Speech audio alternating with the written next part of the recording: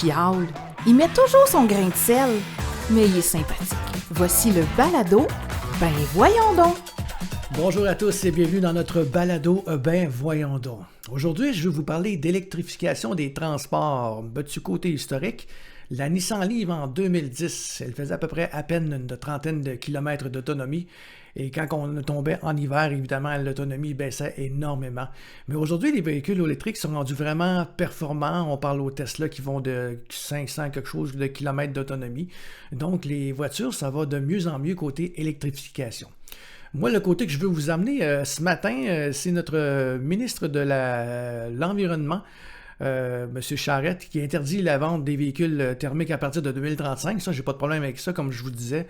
Les véhicules électriques vont être vraiment performants en 2035. Mais c'est de dire que ça va être difficile de se trouver de l'essence.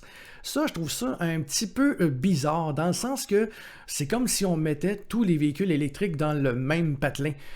Sauf que l'essence, c'est fait pour beaucoup de choses en même temps, pas juste pour les voitures. On parle des camions, des flottes de camions lourds, des motos, des bateaux, les motos marines, les autobus, des 4 roues, des scies à chaîne, des souffleuses à neige, des weed eaters, j'ai pas le nom en français, là, mais vous savez ce que je veux dire.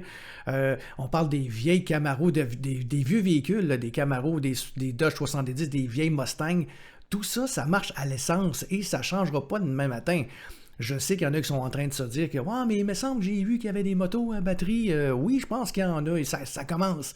Mais est-ce que dans 10 ans, tout ça va être au point avec des batteries? On va avoir des bateaux à batterie en 2035? Je ne suis pas sûr. Donc, tout ce que je viens de vous énumérer, on voit qu'on n'est pas encore rendu là. Côté automobile, ça va super bien. Il n'y a pas de problème là-dessus. Mais de dire que l'essence va être plus rare à partir de 2035, moi, j'ai un problème avec ça. Et il ne faut pas vraiment se rendre là, parce qu'il y a tellement d'autres choses qui marchent à l'essence.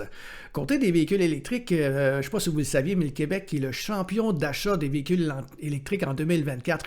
51% des véhicules électriques vendus au Canada étaient au Québec seulement.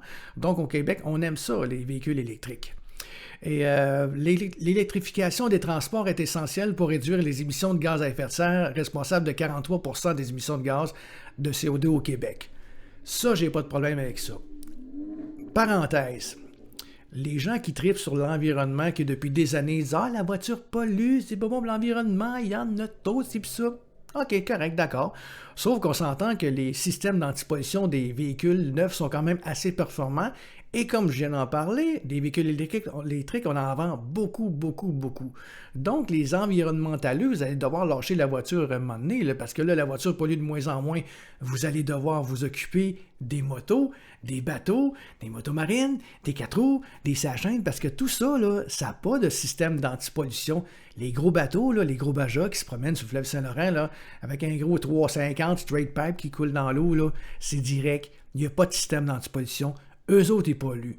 Maintenant, ce serait peut-être à vous de s'occuper de ces genres de personnes-là, de ces genres de tout ce qui est des moteurs. Ils n'ont pas de système d'antipollution. Le moto, pas les autobus, les 4 roues, des scies à chaîne, des souffleuses à neige. Il n'y a pas de système d'antipollution, donc ça serait bon qu'on pourrait s'occuper de ces véhicules-là. Donc, vous avez des commentaires, vous avez des suggestions à nous faire pour notre balado, ben allez-y, vous êtes les bienvenus. Balado, ben voyons donc, en commercial gmail.com. Balado, ben voyons donc, en commercial gmail.com. On attend vos réponses et vos questions. Merci d'avoir été là. Passez une bonne journée.